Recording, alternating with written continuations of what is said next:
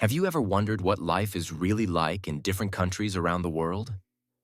On Global Living Explained, we explore cultures, travel destinations, immigration opportunities, cost of living, lifestyles, current events, and inspiring stories from across the globe. Whether you're planning to move abroad, travel the world, or simply learn about different places and people, you're in the right place. The untold story of xenophobia in South Africa. Why is it happening? Imagine leaving your home country because you want a better life for your family. You travel hundreds or even thousands of kilometers. You arrive in South Africa, a country known for its economic opportunities and its history of overcoming apartheid. You work hard, open a small business, rent a room, and begin building a future. Then one day, people begin shouting that foreigners must leave. Shops are attacked. Families run for safety. Communities become divided. How did this happen? Why does xenophobia continue to appear in South Africa? And who is really responsible? Today on Global Living, we take a deep look into one of the most sensitive and complex issues facing South Africa and the African continent. What is xenophobia? Xenophobia is the fear, dislike, or hostility toward people who are seen as foreigners. In South Africa, xenophobia has mainly affected migrants from countries such as Zimbabwe, Mozambique, Malawi, Nigeria, Ethiopia, the Democratic Republic of the Congo, and Somalia. Unlike racism, xenophobia in South Africa often occurs between people who look similar and share African heritage. This is why many people around the world ask, how can Africans attack other Africans? The answer lies deep in South Africa's history, economy, politics, and social challenges. The dream of South Africa. After the end of apartheid in 1994, South Africa became a symbol of hope. Millions across Africa saw the country as a place where opportunities existed. The economy was larger than many neighboring countries. Infrastructure was more developed. There were universities, industries, mines, ports, and businesses. People from across Africa began arriving. Some were escaping conflict. Others were escaping poverty. Many simply wanted a better future. South Africa became a destination for dreams. But while migrants were arriving, millions of South Africans were still struggling. The reality of unemployment. One of the biggest challenges facing South Africa today is unemployment. Many young South Africans complete school and cannot find work. Some spend years searching for employment. Others survive through informal jobs. In many communities, poverty remains severe despite the end of apartheid more than 3 decades ago. When people cannot find jobs, they naturally search for explanations.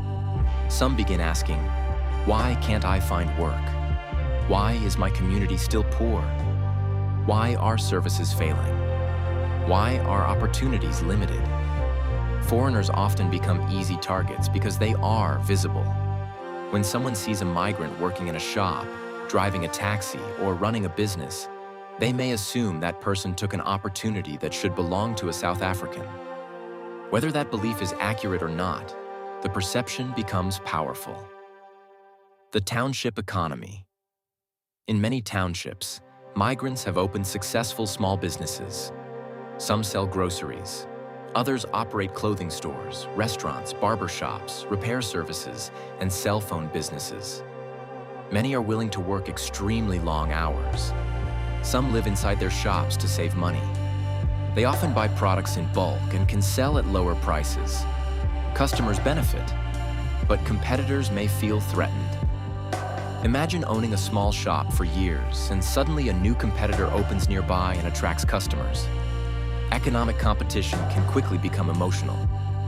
What begins as business competition can turn into resentment. Crime and fear. Crime is a major concern throughout South Africa. Communities often experience robberies, drug trafficking, gang violence, vehicle theft, house break-ins. When crime increases, people look for someone to blame. Sometimes rumors spread that foreigners are responsible. Sometimes isolated crimes committed by individuals are used to judge entire communities. This creates a dangerous cycle. One person's actions become attached to an entire nationality. Fear grows, suspicion grows, trust disappears. Social media and rumors. Years ago, rumors spread slowly. Today, they spread instantly. A voice note can reach thousands of people in minutes. A video can go viral before anyone verifies whether it is true. False information often spreads faster than facts. Many xenophobic incidents have been fueled by rumors, fake news, misleading videos, emotional social media posts. When people are already angry and frustrated, misinformation can become extremely dangerous. The political debate, immigration, has become a major political issue. Neighboring Taisans argue that undocumented immigration places pressure on schools, hospitals, housing, employment opportunities. Others argue that migrants contribute significantly to the economy and are being unfairly blamed for problems caused by poor governance. The debate has become increasingly emotional. Political messages can influence public opinion. When leaders use language that focuses heavily on foreigners, some citizens may begin viewing migrants as the source of national problems. The hidden role of corruption. Many analysts believe one of the biggest causes of public frustration is corruption. Over the years, billions of rand that could have improved communities have been lost through corruption scandals. Imagine a community with poor roads, broken infrastructure, inadequate housing, unreliable services. High unemployment. Residents become frustrated.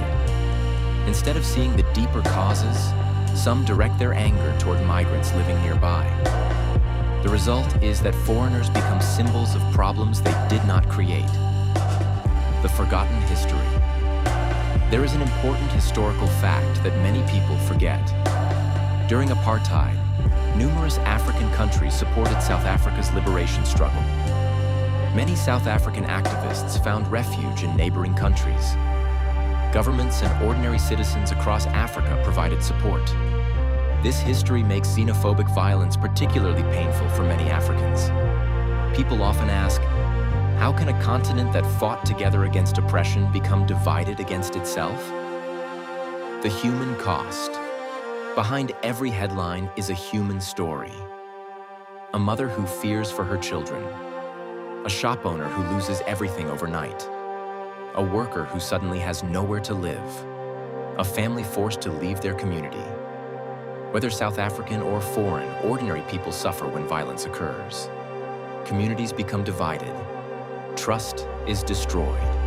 Businesses close. Jobs disappear. Everyone loses. Are foreigners really the problem? This is one of the most controversial questions. Most economists argue that South Africa's biggest challenges existed long before modern migration became a major political issue. The deeper challenges include unemployment, poverty, inequality, corruption, crime, slow economic growth, education challenges, infrastructure problems. These are complex problems that cannot be solved simply by removing foreigners. The future of South Africa. South Africa remains one of Africa's most important nations. It has extraordinary potential. It has talented people. It has natural resources. It has world-class institutions and businesses. The future depends on addressing the root causes of frustration rather than turning communities against one another. A stronger economy, better education, more jobs, reduced corruption, improved governance.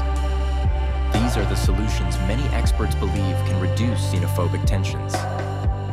Closing message for global living. The story of xenophobia in South Africa is not simply about foreigners and locals. It is a story about hope, struggle, opportunity, frustration, and the search for a better life. South Africans and migrants often share the same dreams: a job, a safe home, food on the table, and a future for their children. The challenge facing South Africa is not deciding who belongs and who does not. The challenge is creating opportunities that allow everyone to live with dignity. This is Global Living Explained, bringing you the stories behind the headlines and helping you understand the world beyond the news.